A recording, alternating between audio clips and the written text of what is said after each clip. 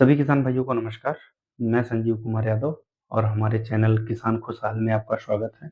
जैसा कि इस समय आप देख रहे हैं, धान की जो है नर्सरी अ, करके जो है ट्रांसप्लांटिंग लगातार चालू हो चुकी है और कहीं-कहीं अभी 2-4 दिन बाद चालू हो जाएगी। तो हमारा जो धान का सीज़न इस समय स्टार्ट हो चुका है, तो हमें किन-किन बातों का ध्यान रखना है, आज उस पे हम थोड़ी-सी चर्चा करेंगे।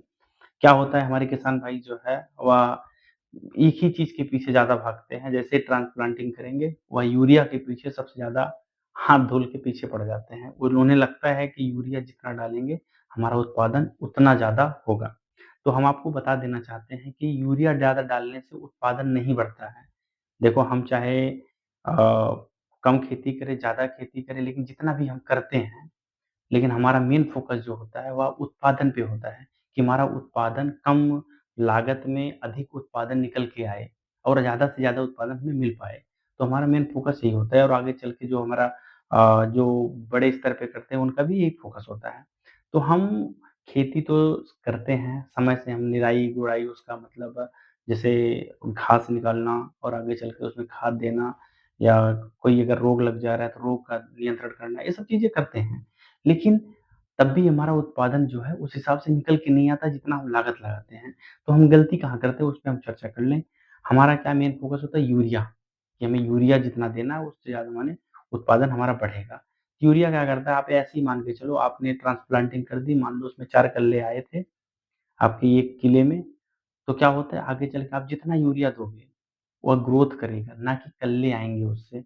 आप जैसे चाहे 10 किलो जैसे आप एकड़ में जितना देते हो आप बढ़ाते चले जाओ, लेकिन 4 ही कल्ले तो बढ़ेंगे। आप ये सोचो ना कि माने मेरा पौधा है, 4 कल्ले हैं, यूरिया जितना देंगे, आगे चल के जो है हमारा वह 4 ही कल्ला बड़ा हो जाएगा। आगे चल के वह बाली भी 4 ही आएगी। चाहे हम उसको 10 किलो से ले लेते, चाहे 20 किलो, चाहे 25 किलो, चाहे जितना बढ़ा रहे हैं आप, एक मानक होता है जितना आप उससे ऊपर कर रहे हैं, तब भी आपको जो है 4 बालियाँ ही आनी है, क्योंकि 4 कल्ले हैं।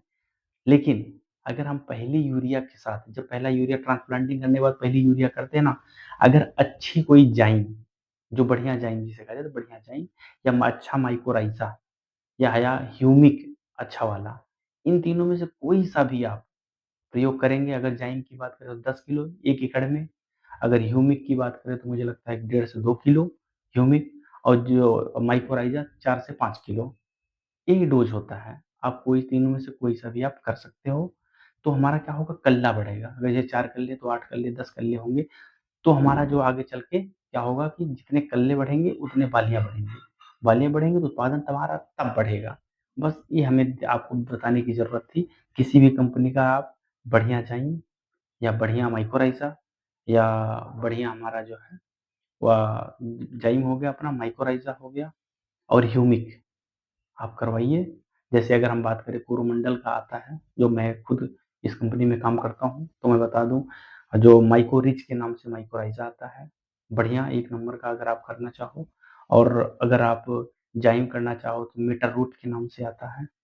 यूमिक दयाल कंपनी का भी बढ़िया आता है, आप उसका करवा सकते हो। तो मतलब इस तरीके का है कि हमारा मेन फ़ोकस जो है वह यूरिया से कन्वर्ट करके थोड़ा-सा जिंक, जाइम इन सब पे लाइए, क्योंकि हमारा कल्ले बढ़ाने का यही सबसे मेन तरीका है। हम क्या करते हैं कि यूरिया पे मेन फ़ोकस करते हैं।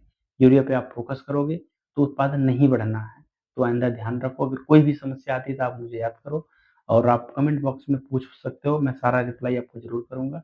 और देख के बढ़िया से अबकी बार शुरुआती से ही थोड़ा ध्यान रखो, बढ़िया होगा फसल। धन्य